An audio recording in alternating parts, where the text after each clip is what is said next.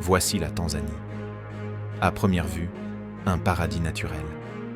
Plaine dorée, montagnes frôlant les nuages, rivières promettant la vie sous la chaleur. Mais cette terre cache un secret. Sous l'herbe sèche, entre les roches brûlantes et jusque dans les habitations, se trouve l'une des plus fortes concentrations de faune venimeuse au monde. Le danger est là. Il ne rugit pas. Il ne prévient pas. Il se faufile. Il attend. Quel instinct permet d'élever des enfants là où une simple erreur ne fait pas souffrir? Elle tue? Bienvenue sur Tribus du Monde. Là où les histoires ne se racontent pas, elles se découvrent. Aujourd'hui, nous parcourons la Tanzanie à la rencontre de 7 tribus qui ont intégré Crocs, toxines et ombre à leur quotidien. Des cultures qui avancent là où la peur fige et où la nature n'accorde aucune seconde chance. Si ce type de récit vous passionne, abonnez-vous à la chaîne Tribus du Monde et suivez-nous dans nos prochains voyages aux frontières réelles de la survie humaine. Et restez jusqu'à la fin, car ce voyage ne parle pas seulement de lieux extrêmes. Il révèle une forme de savoir oublié par le monde moderne, essentiel pour survivre. Êtes-vous prêt à franchir les frontières invisibles de notre espèce? Commençons. Chaga, Kilimandjaro. Sur les pentes nord-est de la Tanzanie, le mont Kilimandjaro dicte les règles d'un jeu mortel. Ici, dans les régions de Moshi et Rombo, le peuple Chaga a bâti son monde sur une contradiction. La terre volcanique la plus fertile du pays, protégée par une forêt de nuages où la visibilité est un luxe rarement accordé par la nature. Dans cet environnement d'humidité perpétuelle, les risques se camouflent sous l'ombre constante des caféiers. Le Kilimandjaro ne protège pas. Il observe. L'ennemi le plus redouté n'est pas un grand prédateur, mais le cobra des forêts, Naja melanoleoka. Long de près de 3 mètres, avec une peau sombre se confondant avec les racines humides, cet élapidé possède un venin neurotoxique capable de provoquer une paralysie respiratoire progressive en l'absence de traitement. Son venin est considéré comme l'un des plus puissants parmi les cobras africains et peut induire une paralysie flasque sévère en très peu de temps après la morsure. À ses côtés, dissimulée sous les feuilles mortes, la vipère soufflante, Bitis arietan, attend dans un silence absolu. Elle compte tellement sur son camouflage qu'elle ne bouge que lorsqu'elle est écrasée, moment où elle frappe avec une extrême rapidité. Elle est responsable de plus de morts en Afrique que tout autre serpent, attaquant en une fraction de seconde, avant même que la réaction humaine ne puisse s'activer. Mais les Chagas ne sont pas victimes de leur environnement, ils en sont les ingénieurs. Ils ont conçu un système agricole unique appelé Kihamba. En créant une forêt artificielle à plusieurs étages, ils contrôlent la pénétration de la lumière du soleil dans le sol. Ce système crée un microclimat plus frais et ombragé qui réduit la présence habituelle de reptiles dans les zones de travail humain. De plus, leur architecture ancestrale de bunkers souterrains ne servait pas seulement à la guerre. Elle fonctionnait aussi comme une protection contre les scorpions et autres arthropodes venimeux grâce à des fermetures et barrières physiques soigneusement conçues. Pour les Chagas, l'agriculture n'est pas seulement une subsistance, c'est une barrière biologique contre le venin invisible. Leur coexistence avec le venin ne repose pas sur sa domination, mais sur son anticipation. Éviter le contact, redessiner l'espace et transformer la maison en une extension défensive de l'environnement. Alors qu'ailleurs, l'être humain tente de s'imposer au territoire, les Chagas ont fait le contraire. Ils se sont pliés à lui. Ils ont baissé la tête, creusé la terre et ont appris à vivre là où un faux mouvement peut coûter la vie. Et pourtant, ce n'est pas le seul peuple à avoir appris à transformer la peur en structure. Ce qui suit est terrifiant. Plus bas, loin de la montagne, il existe un peuple qui vit sans murs, sans terrasse et sans abri permanent. Là où le venin ne se cache plus, sous les pieds, il guette depuis les branches. 2. Hadza, Las Eyasi. En descendant vers les bassins arides qui entourent le lac Eyasi, au cœur même de la grande vallée du Rift, les règles de survie changent radicalement. Ici, pas de murs de pierre ni de bunkers souterrains. Les Hadza habitent une savane de broussailles épineuses où l'exposition est totale. Dans ce paysage d'acacias et de baobabs millénaires, le danger a évolué pour attaquer sous des angles que l'œil humain ne surveille habituellement pas, les airs et la hauteur. Dans la canopée des arbres, rôde le mamba vert de l'Est, Dendroaspis angusticeps. Bien que plus fréquent en zone forestière, il apparaît aussi dans les zones boisées du Rift lorsque les conditions le permettent. Alors que les Hadza grimpent en quête de miel, cet élapidé arboricole, d'un vert fluorescent impossible à distinguer des feuilles, reste immobile jusqu'à ce que la main humaine envahisse son rayon d'attaque. Son venin est neurotoxique et agit rapidement sur le système nerveux, frappant avec une grande précision lorsqu'il détecte un mouvement à courte distance dans le feuillage. Au sol, la menace est un projectile, le cobra cracheur à cou noir, Naja nigricolis. Ce reptile n'a pas besoin de mordre pour neutraliser un chasseur. Il projette son venin cytotoxique directement sur les cornets depuis une distance de 2 mètres, provoquant une douleur extrême et une perte visuelle grave si l'on n'agit pas immédiatement. De plus, le sol du bassin de l'Eyasi peut atteindre 50 degrés Celsius pendant la journée. Les Hadza profitent des heures les plus chaudes, lorsque de nombreux serpents réduisent leur activité pour mener leurs incursions de chasse, minimisant ainsi les rencontres fortuites avec des reptiles actifs. Cependant, les Hadza possèdent une technologie qu'aucune autre tribu ne peut égaler, une vigilance basée sur la lecture des signaux animaux. Leur survie dépend d'une lecture constante et précise de l'écosystème. Ils ont appris à décoder les signaux d'alarme d'autres espèces, le cri spécifique d'un babouin ou le comportement erratique de l'oiseau indicateur de miel agissent comme un radar biologique qui les alerte de la présence possible d'un serpent proche. En outre, leur défense est le feu tactique. Avant d'établir un campement temporaire, les Hadza pratiquent des brûlages contrôlés de graminées spécifiques dont les cendres et la fumée réduisent temporairement la présence de scorpions du genre Parabutus dans les zones de repos. Pour les Hadza, la sécurité n'est pas une structure physique, c'est un état d'attention absolue où la connaissance du comportement animal est le seul bouclier entre la vie et une mort neurotoxique. La survie des Hadza ne dépend ni d'armes ni de barrières, mais de la capacité à traiter et à réagir aux signaux d'alarme d'autres espèces, en utilisant la forêt tout entière comme un système d'alerte précoce. Avant de s'approcher, ils observent le comportement des petits oiseaux. Un oiseau qui quitte sa branche sans raison apparente, un silence soudain dans la canopée, un schéma modifié chez les insectes. Pour le Hadza, ces signes valent plus qu'une vision directe. Ils ne regardent pas l'arbre, ils regardent ce que l'arbre provoque. Dormir, se déplacer et récolter implique des décisions constantes basées sur des micro-signaux. Ici, il n'y a pas de « plus tard ». L'erreur ne s'accumule pas. Elle se paie immédiatement. Sur un territoire sans refuge, l'attention est le seul véritable antidote. Plus au nord, le paysage change. Le vert s'épuise, le sol se fissure et les animaux cessent de tomber des branches. Ils commencent à attendre sous les pieds. 3. Datoga, nord semi-aride. Feriez-vous confiance à votre vue sur un sable qui crache du venin ?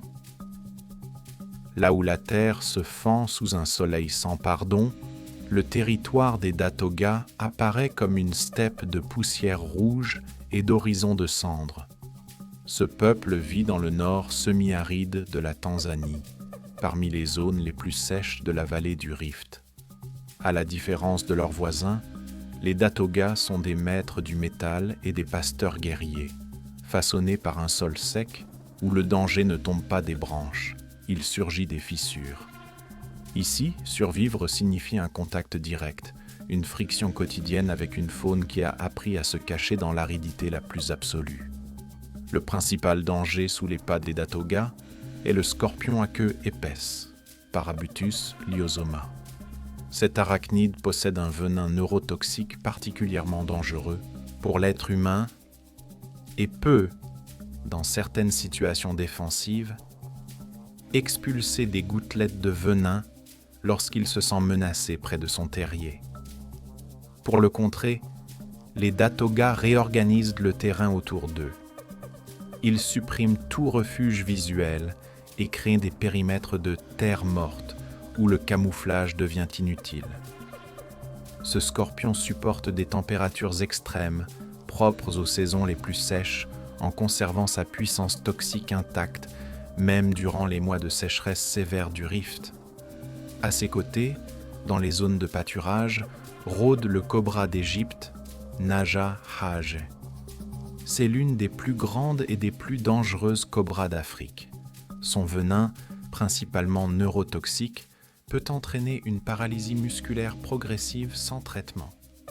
Sur le sol nu, vibrant de chaleur, ces animaux ne deviennent visibles que lorsque l'erreur est déjà commise.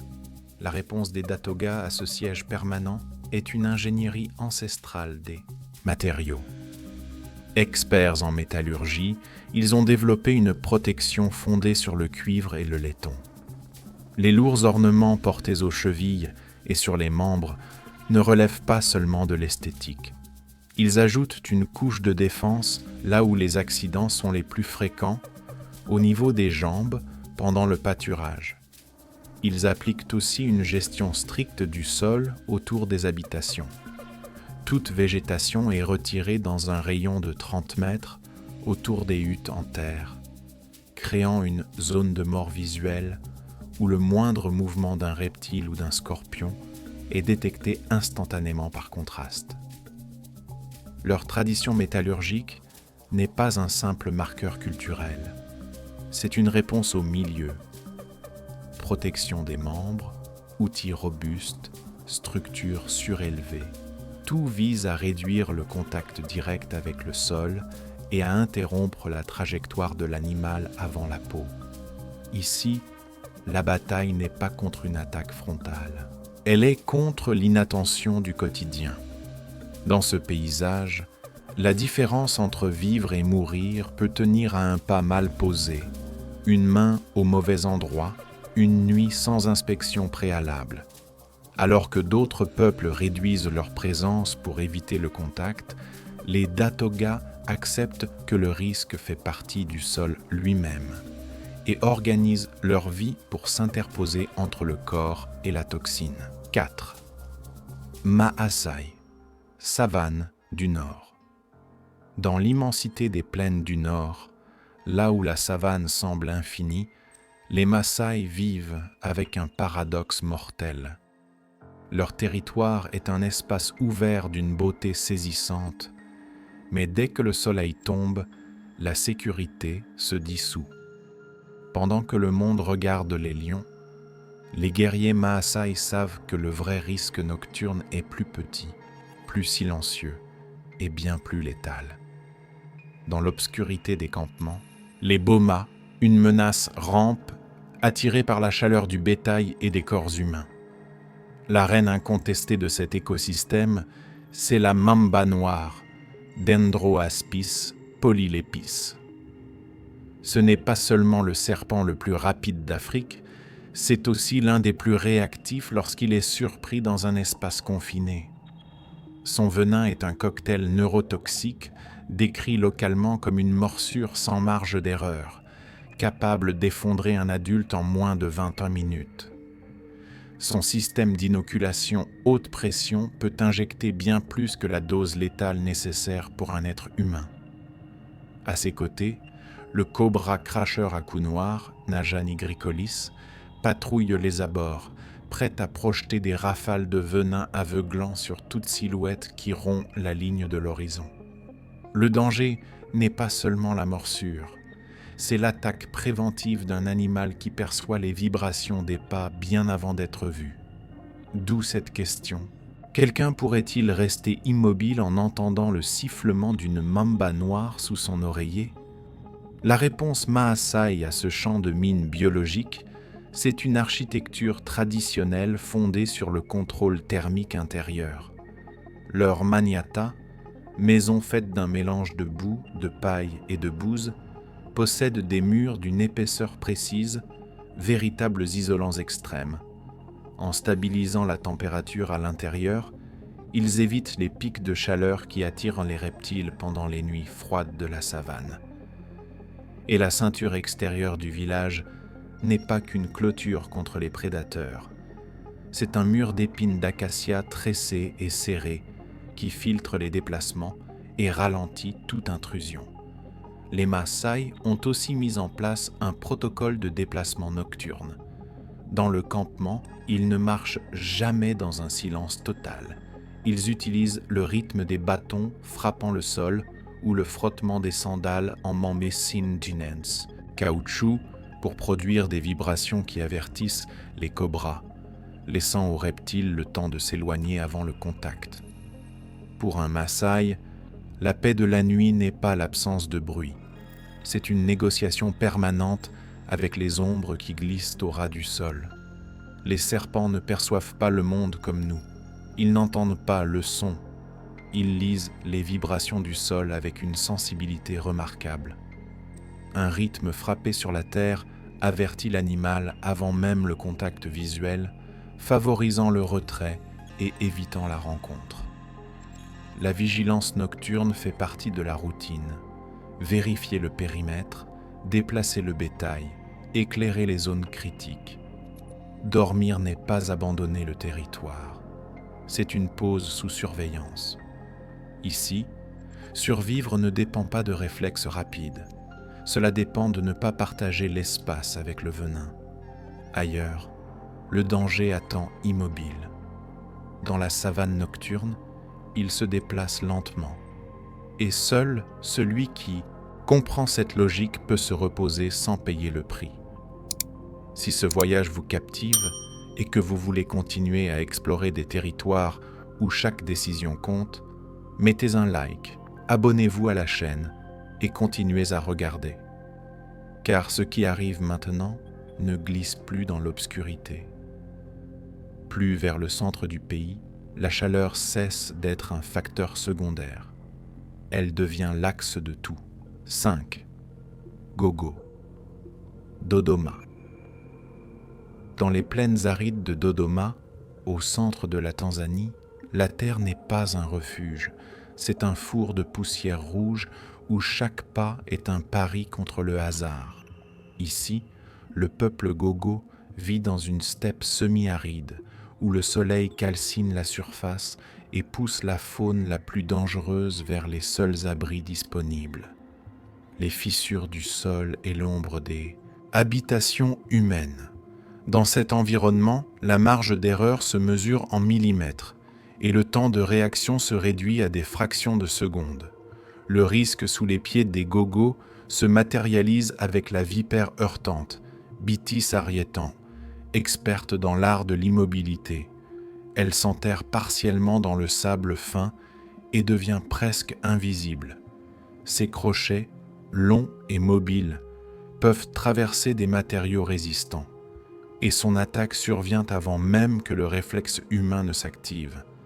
À proximité, la cobra d'Égypte, Naja Hadjé, patrouille les zones de stockage des grains. Son venin, fortement neurotoxique, peut provoquer une paralysie musculaire progressive et potentiellement mortelle sans traitement.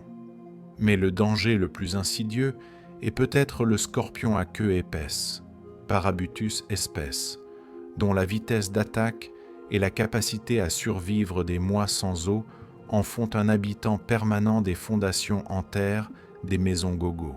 L'adaptation gogo à ce siège thermique et biologique passe par une manière de se déplacer fondée sur la production volontaire de vibrations dans le sol. Dans un terrain où la chaleur extrême accélère le métabolisme et la réactivité des reptiles, ils ont développé une marche particulière, un pas traîné qui crée une vibration continue dans le substrat sableux. La technique ne cherche pas la discrétion mais l'avertissement. C'est une forme de communication mécanique qui permet aux animaux à sang-froid de détecter la menace et de se retirer avant le contact. Les gogos appliquent aussi une stratégie d'installation surélevée. Lise et réserve sont séparés du sol par des supports traités avec des substances végétales amères qui compliquent l'accès des reptiles et des arthropodes. Pour un gogo, survivre à la steppe ne consiste pas à dompter la chaleur, mais à comprendre qu'à Dodoma, le sol a une mémoire et que chaque vibration peut être une condamnation ou une protection. La chaleur ne fatigue pas seulement, elle réduit l'espace de décision. C'est pourquoi la routine gogo privilégie les horaires, les pauses et les trajets connus. Moins de surprises, moins de contacts, moins d'occasions pour que le venin fasse son œuvre. Dans cette steppe, la prudence est vitale, car la survie tient à peu de choses. Les reptiles attendent qu'on se trompe de quelques centimètres. Pour un gogo, le désert n'est pas un vide. C'est une carte remplie de signes que l'homme moderne a perdu la capacité de lire. Leur survie prouve que même lorsque la terre tente de brûler vos pieds et que le venin guette sous chaque pierre, l'attention absolue aux détails est la seule technologie qui compte vraiment. Ici, l'ennemi ne poursuit pas, il reste. Et seuls ceux qui savent lire la trace minimale dans le sable évitent de payer le prix de l'inattention. 6. Sandway, région centrale. Dans l'isolement de la région centrale, parmi les vestiges d'une forêt sèche qui refuse de mourir, le peuple Sandway conserve un savoir que le reste du monde a oublié. Ce territoire est une zone de transition, un écotone où la densité du couvert végétal heurte l'aridité de la savane, créant un sanctuaire de biodiversité. Et un piège chimique presque parfait. Ici, les animaux ne font pas que ramper, ils volent, et ils patrouillent l'air avec une férocité coordonnée. Dans l'épaisseur des broussailles, la cobra forestière, Naja melanoleoka, se faufile avec une agilité qui contredit sa grande taille. Chasseuse opportuniste, elle exploite la faible luminosité pour lancer des attaques neurotoxiques fulgurantes. Mais le danger le plus imprévisible pour les Sandway vient du ciel, l'abeille africaine, Apis mellifera scutellata. Connue pour son agressivité extrême et sa défense en essaim, une seule perturbation accidentelle peut déclencher une attaque massive de milliers d'individus. Pour un collecteur Sandway, le venin n'est pas seulement une piqûre. C'est un nuage toxique capable de vous encercler en quelques secondes, sans vous laisser de voie de fuite. L'abeille africaine libère une phéromone d'alarme, acétate d'isoamyle, qui marque la cible, de sorte que le reste de l'essaim frappe exactement au même endroit, en ignorant toute autre distraction. L'adaptation des Sandway est l'une des plus sophistiquées d'Afrique. La gestion chimique de l'environnement. Ils ont identifié une pharmacopée botanique propre à chaque menace. Avant d'entrer dans la forêt sèche, ils se frottent le corps avec des extraits de racines amères et résineuses qui modifient la réaction défensive des abeilles, réduisant le risque d'activation de l'essaim. Ils possèdent aussi une intelligence des traces de transition. Sur un sol mêlant sable et humus, ils lisent la fraîcheur et la continuité d'une trace de cobra, estiment sa direction récente et décident s'il vaut mieux avancer ou contourner. Leur défense n'est pas la force, mais le mimétisme préventif. En utilisant des pigments organiques et des teintes terreuses propres au milieu, ils réduisent le contraste du corps humain dans les broussailles, diminuant la probabilité de déclencher une réaction défensive. Ici, tout mouvement brusque peut être interprété par la faune comme une déclaration de guerre. Leur avantage réside dans une botanique précise et fonctionnelle. Certaines plantes, une fois brûlées, produisent des fumées qui modifient le comportement des abeilles, réduisent l'agressivité et permettent le passage ou la collecte sans déclencher l'essaim. Ce n'est pas une immunité, c'est un contrôle du milieu. Au sol, la lecture des traces est permanente. Terrain mixte, traces mixtes. Savoir distinguer une marque récente d'une ancienne décide si l'on avance ou si l'on contourne. Ici, les Sandway ont compris que survivre ne signifie pas toujours aller de l'avant. Parfois, la vraie décision, c'est de savoir quand ne pas entrer. Mais ce voyage n'a pas encore atteint son terme. Plus au nord-ouest, l'équilibre bascule complètement. Le venin ne s'évite plus, il ne se contourne plus, il ne se dérobe plus. Là-bas, on vit à l'intérieur. La dernière étape nous attend dans un territoire où la retraite n'existe pas et où chaque rencontre est frontale. 7. Sukuma, nord-ouest. Enfin, dans les plaines du nord-ouest de la Tanzanie, le paysage est interrompu par les Inselbergs, d'immenses masses de granit qui surgissent du sol comme des îles de pierre.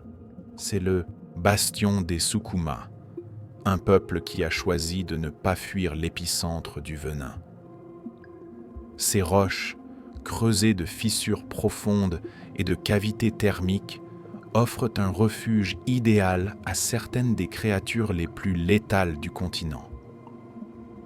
Ici, survivre ne consiste plus à éviter la rencontre, mais à la gérer grâce à une discipline mentale qui frôle l'impossible.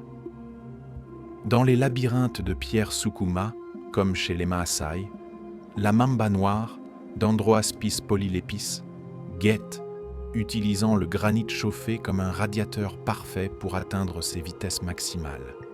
Les Sukuma savent que le serpent n'hésite pas à frapper lorsqu'il se sent acculé dans un couloir rocheux.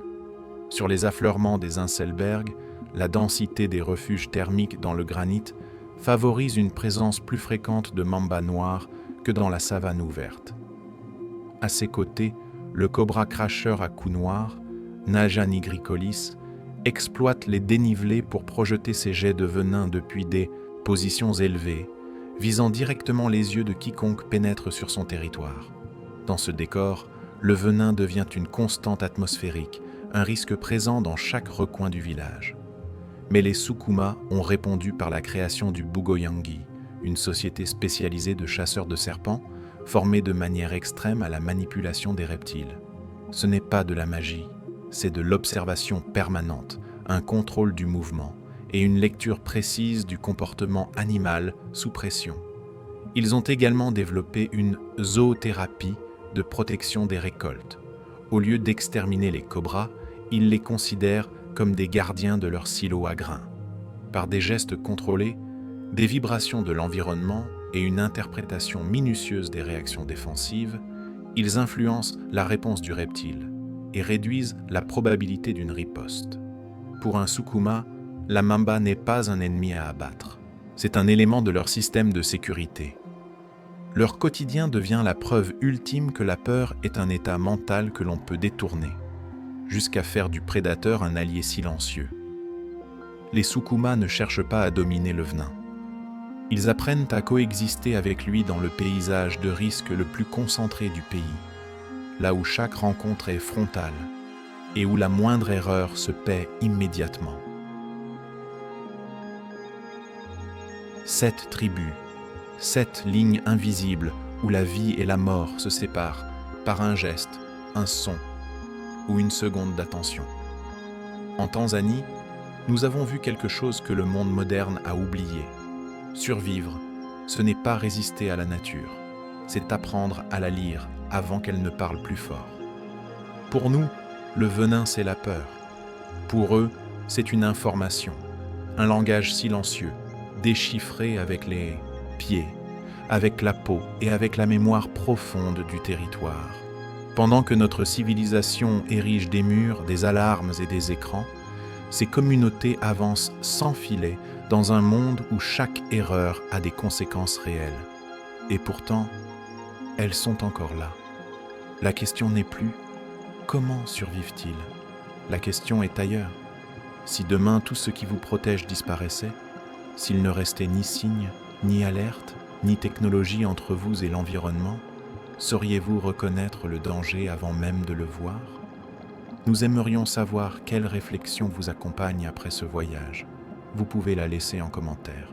Et si vous êtes arrivé jusqu'ici, écrivez le mot-clé de cet épisode: faune. Ainsi, nous saurons que vous avez parcouru ce chemin jusqu'au bout avec nous. Ce documentaire s'arrête ici. Mais le voyage, lui, continue. Car il existe encore des lieux où l'être humain ne commande pas. Il écoute, il apprend et il s'adapte. Si vous voulez continuer à explorer ces territoires avec nous, là où chaque décision compte et où chaque silence dit quelque chose, abonnez-vous à la chaîne et activez la cloche pour ne pas manquer les prochains épisodes. Parce que la vraie force n'est pas de conquérir le monde, mais de comprendre où se trouvent ses limites. Nous nous retrouvons à la prochaine destination, là où le monde a encore quelque chose à nous apprendre.